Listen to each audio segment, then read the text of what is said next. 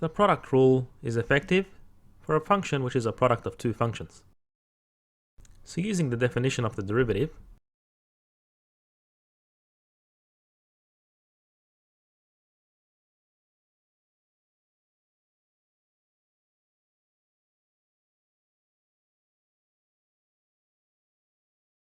and now we can add and subtract a term in the middle, so we don't alter this definition.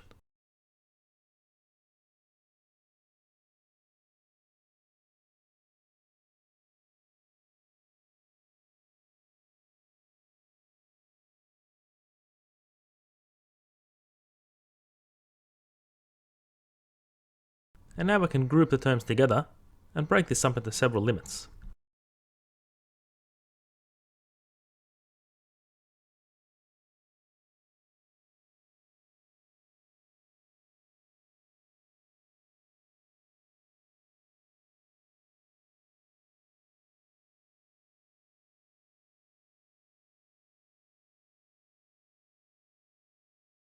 And then using the product rule for limits, the limit of u of x plus h evaluates to u, and the limit of this term over here is v dash of x.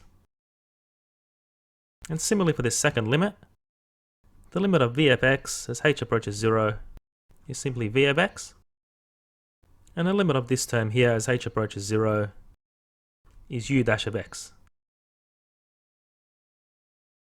Let's differentiate the following function. So f dash of x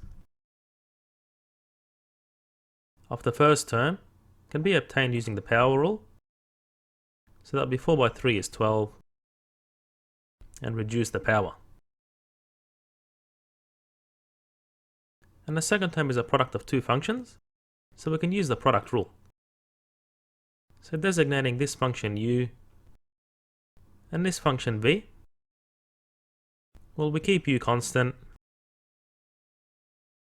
and differentiate the second term, and then we differentiate u and keep the second term constant.